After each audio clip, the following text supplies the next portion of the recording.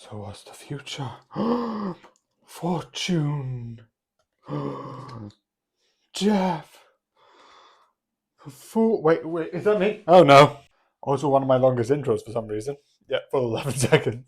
A lot I'm saying about the long intro. 11 seconds. Also, yes, I do know this isn't the right card deck. This, if you know from this and the art style, is specifically is the deck from, also I don't think that's the full. I think I was an idiot. This is Death. This is from Persona, which I do have. I don't have the one that they use from the TV series, and I want to do the future. You can actually see Certified Tarot cards, but I didn't have the actual ones on the show, which I think are an actual thing. But I had those anyway. This is cool. So the one thing I am going to say, which is a non-spoiler because it's part of the trailer, one of the things which I do like about this is the whole idea that someone's, and I will predict the future, free cards, and it starts to predict it. They use this in a fun idea. Not only do they use the idea of these fortunes and tales, and that goes off in his own adventures, not for now, again, non-spoiler section,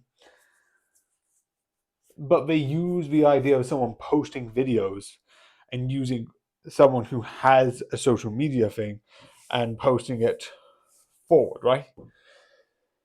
Which, again, for both what I'm going to say later and the idea of this all being part of social media and social online and social connection is fun.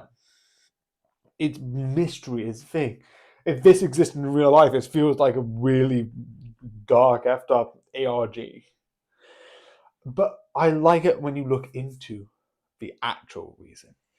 So yeah, one of the fun things with this mystery is the connection within the motive. Also, this is a murder mystery. I'm going to talk about the motive, kind of spoiling the whole thing of who did it, right? So, in one of the things, it's revealed that one of the things that's happened is that the four people who are involved in either of the deaths, which I think I like the one thing that like not all of them are like simple deaths. Some of them are like something's odd, and then they do get into off situations, and some of them are like the one that was drowned in a lake. The clue of like the inside of the mouth being clean is very clever because like if you drown, the water goes in and out and sort of like circulates while you're sort of suffocating. But because it wasn't suffocated in the water, you wouldn't need to breathe in the water, but you wouldn't. That's a dead body. So the mouth being clean while the outside of the body being dirty is interesting in that way. But a while ago, four boys did something stupid. Basically, got a bunch of fireworks, shot it at a bunch in traffic, and it's stupid. And to our analysis, at that time, it looked like someone might have died. Dun dun dun. But you know what? They didn't. With the curves and all this stuff, they didn't actually die. They got back up, loaded themselves up, and turned, but because the tire popped and banged because of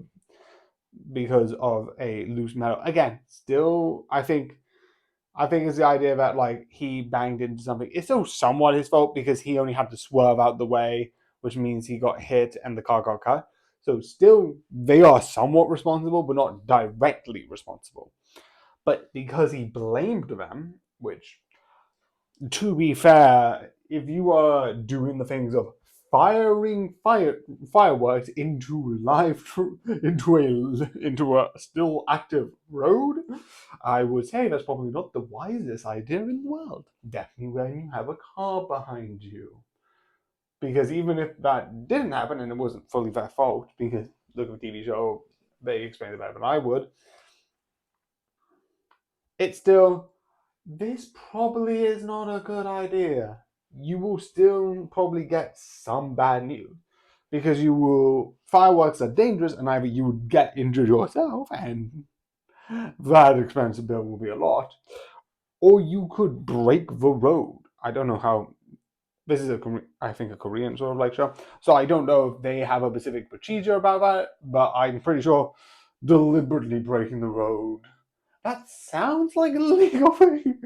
Even if you didn't deliberately broke it, you did shoot fireworks, which would cause the road to break. So I don't think that's legally a good idea. And I think later on they show that he's gonna be like have some charges put on him, the person who survives. But I also like the idea that because of all of this, and that other sort of like the millionaire detective who's doing these fortunes got a prediction right.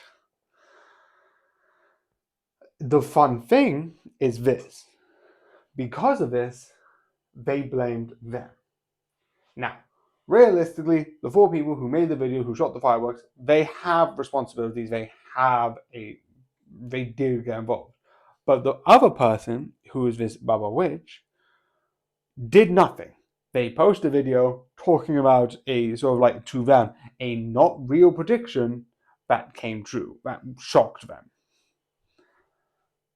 That was not really literally their fault. Nowhere near anywhere. And I like the idea that they are slowly targeting these people. And I like that the other person. Oh, wait, that's the other thing. The person, it wasn't a thing that they broke off that he crashed into. Someone shot the wheel, which was the other detective. I mean, technically, they're not responsible. I would still recommend that they might have all got this in the situation because of that. And I still say that, again, breaking the road, probably illegal, I think. And shooting fireworks into the road, probably illegal. I don't think that's the thing you're allowed to do. Surprise, surprise, shooting fireworks into the road or into each other is not a thing that is the law would accept. But again, the idea that they bring out here's this one person who has this grudge, that's it. You bring out this detective who tried to chase one person for his own reason, who got him involved, and he is actually to fault and play this person's desperation for that situation.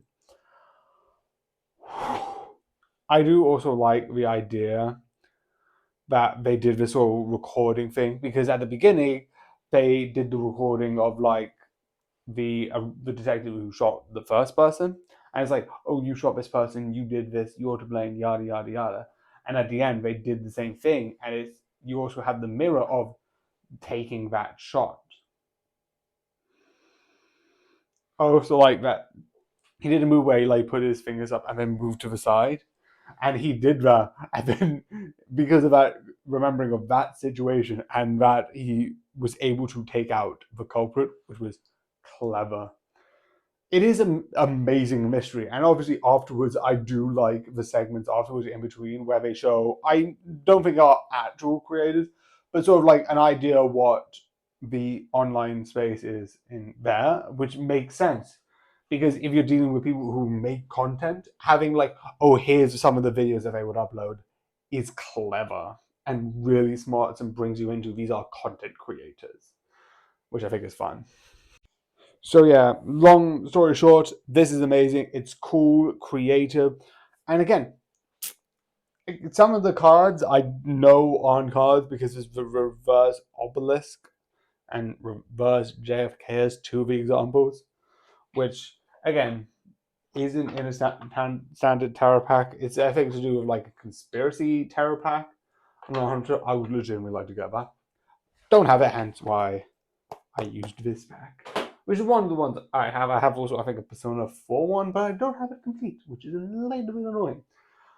Um, but I do like how they use that and they use these things in a fun and creative way. It is a fun mystery, and learning about each angle is so interesting. So yeah, more One Piece. So this is gonna be fun. But yeah, I am excited. I do think this is really cool and really amazing. And yeah, I'm excited to talk about this one. Another long one, like today being a long one. But yeah, I hope you enjoy. I hope you like this video. And yeah, good night.